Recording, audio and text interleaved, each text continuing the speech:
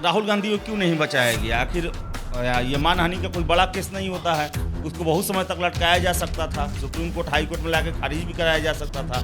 इसमें है कि कांग्रेस का एक वर्ग जो है वो राहुल गांधी से परेशान हो चुका है कि कैसे एक पवन खेड़ा के लिए पूरे कांग्रेस की टीम खड़ी हो जाती है और राहुल गांधी के लिए इतना इग्नोरेंस, क्यों इतना इग्नोरेंस किया गया?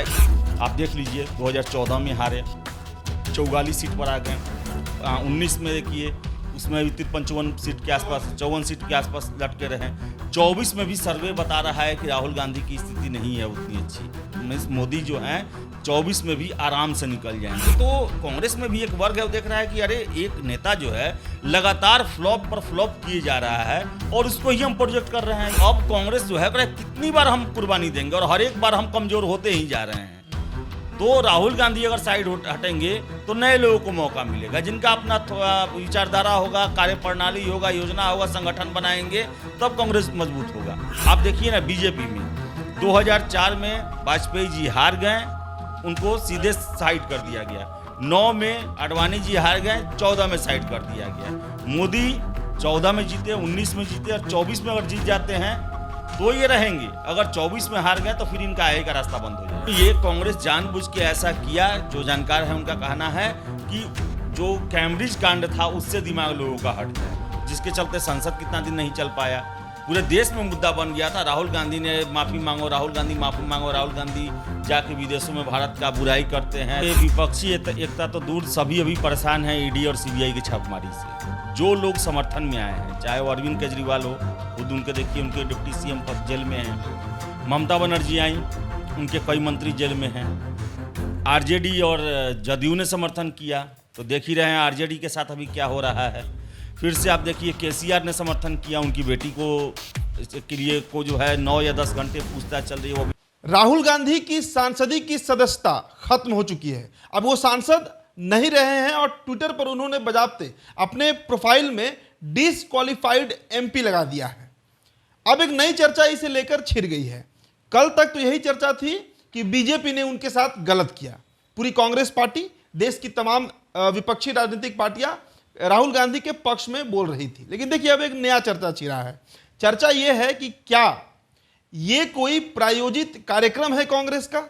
क्या राहुल गांधी को साइड किया जा रहा है कांग्रेस पार्टी में, या फिर क्या राहुल गांधी खुद साइड होना चाह रहे हैं कांग्रेस पार्टी से? और इसके साथ ही साथ किन नेताओं के लिए ये एक खुशखबरी साबित हो रही है? क्या वो ममता बनर्जी हैं? क्या वो नीतीश कुमार हैं? क्या वो केसीआर हैं? क्या वो अरविंद केजरीवाल हैं? कई एक लंबी फहरिस्त है। इन तमाम मुद्दों पर हम चर्चा करेंगे। आदेश पुरी हमारे साथ हैं और इस चर्चा का जो केंद्र बिंदु होगा वो पवन खेड़ा का मामला होगा। आदेश पुरी बताएंगे। आदेश जी, क्या लग रहा है? अभी तक तो चर्चा थी कि बीजेपी के द्वारा ये करवा दिया गया, लेकिन अब तमाम मीडिया चैनल्स में या फिर जो जानकार लोग हैं कानून के, वो लोग बोल रहे हैं कि ये मतलब प्री प्लान्ड है, स्क्रिप्टेड था, इस तरह करवाना ही था, डिस्क्वालीफाई उनको होना ही था। क्या लग रहा है, सच्चाई क्या आपको लगता है? देखिए प्रश्न इसलिए उठ रहा है क्योंकि कांग्रेस के पास जो है वो एक सुप्रीम कोर्ट में अधिवक्ताओं की एक टीम है, जो हाई कोर्ट में भी। और देखिए पवन खेड़ा का मामला, जब उन्होंने प्रधानमंत्री के पिता के बारे में उल्टा सीधा बोला था, गुवाहाटी में केस दर्ज हुआ, वहाँ से पुलिस पहुँची, इनको गिरफ्तार करती है। अभी कुछ दिन पहले पवन खेड़ा मामला जो था, गिरफ्तार किया जाता है पवन खेड़ा को, और कांग्रेस का लीगल टीम इतना मजबूत है कि सुप्रीम कोर्ट से वो इंटरिम जमानत लेके चले आते हैं। वो उसी पर ये प्रश्न उठ रहा है कि राहुल गांधी को पर जब ये केस सूरत में चल रहा था तो समन इनके पास जारी किया गया होगा। तो समन जब जारी किया गया तो समन जारी होने पर भी उसको कैंसिल करवाने के लिए लोग कोर्ट जाते हैं, और राहुल गांधी के पास इतना बड़ा टीम है। देखिए तेजस्वी यादव ही अपना समन कैंसिल कराने के लिए तो हाई कोर्ट गए थे, मनीष सिसोदिया भी गए थे, सारे लोग गए थे, तो ये उस समय क्यों नहीं गए? फिर से इन पर जब चार्ज फ्रेम हुआ उसके खिलाफ भी आप जाते हैं कोर्ट में, उस समय भी कोई नहीं गया, उस समय भी इन पर नहीं किया गया। और जब अंत में फैसला आ गया, उसके अभी 2-3 दिन हो गए, अभी तक हाई कोर्ट या सुप्रीम कोर्ट में इसको लेकर अपील नहीं किया गया है। तो समझिए यही जो है प्रश्न खड़ा कर रहा है कि कैसे एक पवन खेड़ा के लिए पूरे कांग्रेस की टीम खड़ी हो जाती है और राहुल गांधी के लिए इतना इग्नोरेंस, क्यों इतना इग्नोरेंस किया गया? इसी पर प्रश्न उठ रहा है कि क्या जो कैम्ब्रिज में राहुल गांधी गए, विवाद अभी यही चल रहा है ना कि कैम्ब्रिज में गए और उन्होंने विवादास्पद बयान दे दिया। उन्होंने वहाँ पर कहा कि भारत में लोकतंत्र खत्म हो रही है और अमेरिका और जो यूरोपियन कंट्री है वो क्यों नहीं देख रहे हैं इसे। मीन्स कहने का मतलब है कि देश के इंटरनल मामले में आप हस्तक्षेप करने के लिए। और दुर्भाग्य से मैं सांसद हूं। हाँ, दुर्भाग्य से तो खैर वो तो इसमें हुआ। कैम्ब्रिज में उन्होंने ये बात बोला कि इनवाइट किया, और इसी को लेकर बीजेपी इनको संसद में माफ़ी मांगने के लिए कह रही थी। और ये राहुल गांधी जो हैं वो एक तरह से कहा जाए तो बैकफुट पर चले आए थे।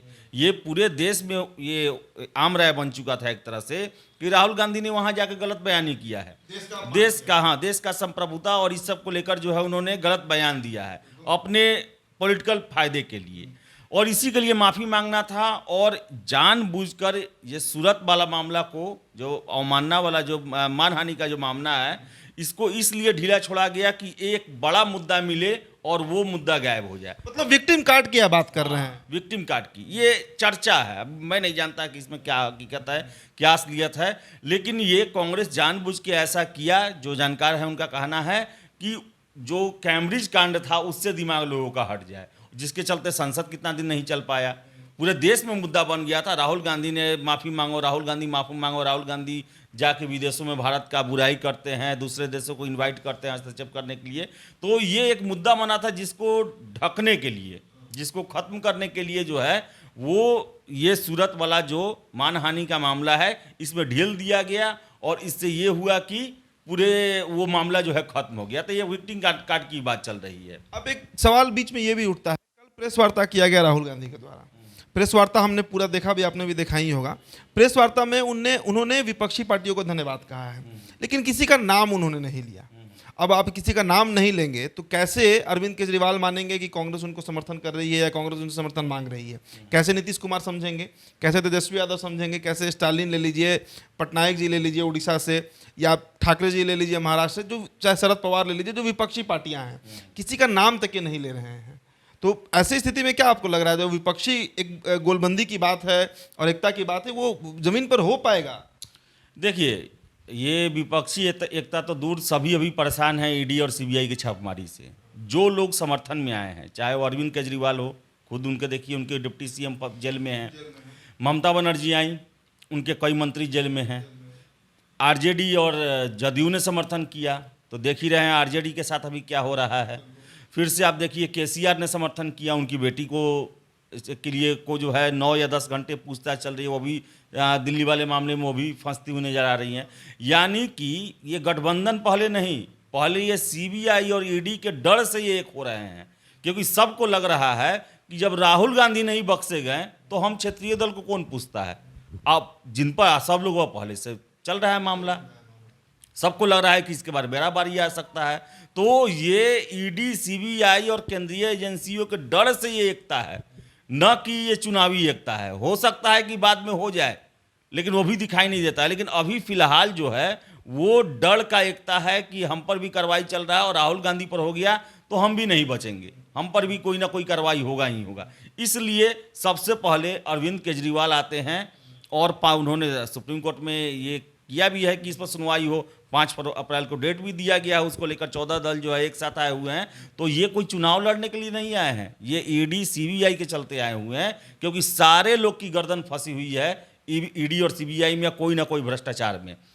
राहुल गांधी ने इसलिए नहीं कहा, सभी दलों का नाम नहीं लिया इन्होंने, मुझे जो लगता है, क्योंकि राहुल गांधी जो है अभी तक ये देख रहे हैं कि सब कुछ मामला सॉर्ट आउट हो जाएगा, और किसी का नाम लेने से जो है वो उसको माइलेज कोई ना मिल जाए, समझ रहे हैं ना, इस कारण से वो नाम नहीं लिए हुए हैं। और देखिए आपने बात किया कि विपक्षी दलों का, तो पहला तो है ईडी सीबीआई का डर है, दूसरा है कि सबके मन में प्रधानमंत्री बनने की एक सपना जो है वो दबा हुआ है। वही तो पूछ रहे हैं ना कि क्या खुश भी हैं, कई कुछ नेता तो खुश भी होंगे कि चलो रास्ते का जो रोड़ा है वो हट गया। राहुल गांधी ही ना सबसे बड़े रोड़ा बने हुए थे, नीतीश कुमार को समर्थन, नीतीश कुमार को पूछ नहीं रहे थे, कई नेताओं को नहीं पूछा जा रहा था। हाँ, ये तो है ही। बहुत लोग को ये लग रहा है कि जो राहुल गांधी के चलते जो कांग्रेस से उनका गठबंधन नहीं हो पा रहा था और उनका प्रधानमंत्री बनने का सपना नहीं पूरा हो पा रहा था। अब केसीआर देखिए, केसीआर इसलिए कांग्रेस के साथ नहीं जाना चाहते थे क्योंकि पता था कि कांग्रेस उन्हें पीएम नॉमिनेट नहीं करेगी, प्रोजेक्ट नहीं करेगी। नीतीश कुमार हर एक बार बोल रहे थे, पहले खुद के लिए गए, लेकिन देखे उधर का मूड राहुल गांधी का, उसके बाद उनका हो गया कि नहीं, हमें प्रधानमंत्री नहीं बनना है, लेकिन प्रधानमंत्री को हटाना है। सलमान खुर्शीद जो पटना आए थे तो इशारा भी किया था, इशारों में उन्होंने कहा था। ममता बनर्जी जो हैं वो भी इसी कारण से हैं क्योंकि कांग्रेस के पास एक चेहरा था, एक भले वो हार रहा है लगातार, लेकिन एक चेहरा था जिसको सेट कराना था। अब वो है कि वो चेहरा अगर ये जो कार्रवाई हुआ है अगर 8 साल के लिए बाहर हो जाएगा तो जितना भी ये नेता हैं जो प्रधानमंत्री बनना चाहते हैं उनका करियर अगर मोदी हार जाते हैं तो सेट कर जाएगा, प्रधानमंत्री बनने का सपना पूरा हो सकता है। तो इसलिए ये खुश भी हैं ये।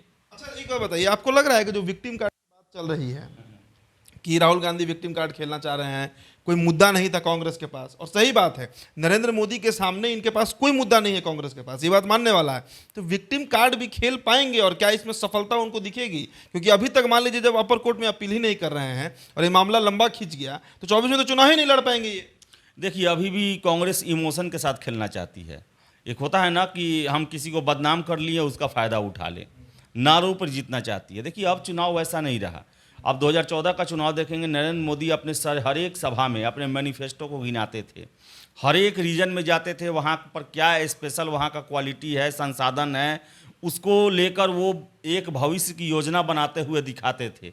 भले पूरा नहीं हुआ लेकिन लोगों में एक आशा जगा कि हाँ हमारा विकास होगा, हमारे क्षेत्र का विकास होगा।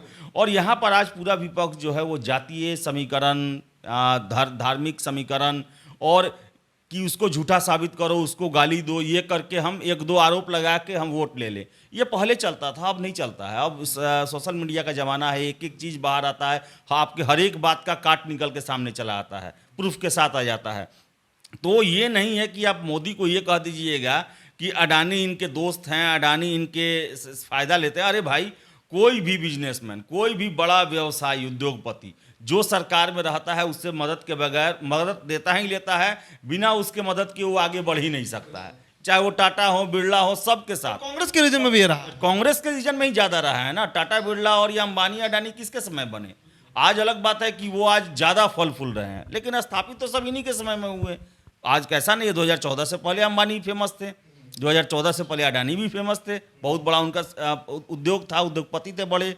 अब है कि उनको ज़्यादा फायदा हो रहा है। तो अब ये साबित करने में आप लगे हुए हैं। 2019 के चुनाव में लगे थे कि अंबानी का पैसा खाए हुए हैं, अंबानी को पैसा दिए हुए हैं, अभी कह रहे हैं अडानी को दिए हुए हैं, अडानी को ये, जबकि उसके लिए सुप्रीम कोर्ट में 6 सदस्यीय समिति भी गठित हो चुका है। तब भी आप डायरेक्ट जो है किसी भी हालत में प्रधानमंत्री को भ्रष्टाचारी बनाना चाहते हैं। आपके पास इसके अलावा कोई मुद्दा नहीं है।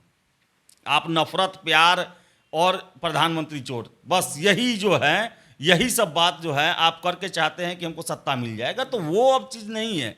और वो जो अभी ये एक तरह से कल राहुल गांधी ही बोले हुए हैं कि प्रधानमंत्री को समझना चाहिए कि हमको ये बहुत बड़ा माइलेज, तुरुप का पत्ता मिल गया, आपने जो हम पर कार्रवाई किया है। एक तरह से उन्होंने कल बोल भी दिया कि ये जो है कार्रवाई हमारे लिए बहुत ही फायदेमंद है, कि हमको फ्रूटफुल होगा, कि हमको सिंपैथी मिलेगा, लोग ये करेंगे वो करेंगे।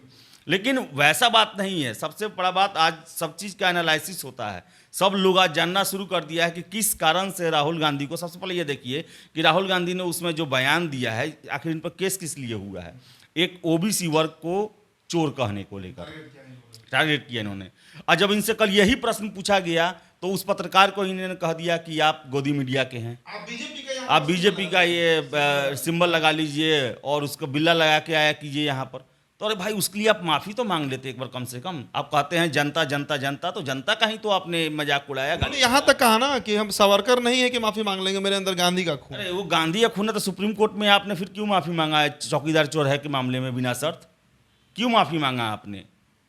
तो ये गलत बात है। ये सब चीज़ भी इनका इस बार भी जिस तरह जो मतलब पास्ट का इनका देखा जाए रिकॉर्ड, तो विक्टिम कार्ड खेलने में भी असक्षम साबित हो सकता है।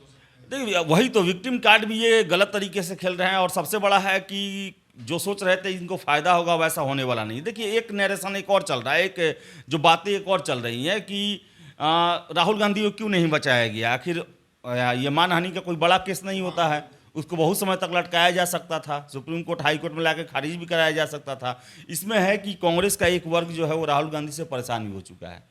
आप देख लीजिए 2014 में हारे, 44 सीट पर आ गए, 19 में देखिए उसमें भी 53-54 सीट के आसपास, 54 सीट के आसपास लटके रहे। 24 में भी सर्वे बता रहा है कि राहुल गांधी की स्थिति नहीं है उतनी अच्छी, मीन्स मोदी जो हैं 24 में भी आराम से निकल जाएंगे। तो कांग्रेस में भी एक वर्ग है वो देख रहा है कि अरे एक नेता जो है लगातार फ्लॉप पर फ्लॉप किए जा रहा है और उसको ही हम प्रोजेक्ट कर रहे हैं। ये तो एक पहले से ही एक अथी दे देना हुआ, माइलेज दे देना हुआ, जानबूझकर सुसाइडल स्टेप है। जानबूझकर मोदी को एक स्टेप आगे बढ़ा देना, एक स्टेप आगे बढ़ा देना कि मोदी की राहुल गांधी हैं और राहुल गांधी मोदी में कंपैरिजन होता है, 2 बार से देख रहे हैं और राहुल गांधी के रवैया में कोई परिवर्तन नहीं आया है। भाई आपके कहा था नेचर सिग्नेचर कभी नहीं बदल सकता है। राहुल गांधी पिछले 19 सालों से राजनीति में है, पूरा देश उनको जान चुका है। तो अब कांग्रेस जो है कितनी बार हम कुर्बानी देंगे और हर एक बार हम कमजोर होते ही जा रहे हैं। तो राहुल गांधी अगर साइड हटेंगे तो नए लोगों को मौका मिलेगा, जिनका अपना विचारधारा होगा, कार्यप्रणाली होगा, योजना होगा, संगठन बनाएंगे, तब कांग्रेस मजबूत होगा। आप देखिए ना बीजेपी में 2004 में वाजपेयी जी हार गए, उनको सीधे साइड कर दिया गया। 9 में आडवाणी जी हार गए, 14 में साइड कर दिया गया।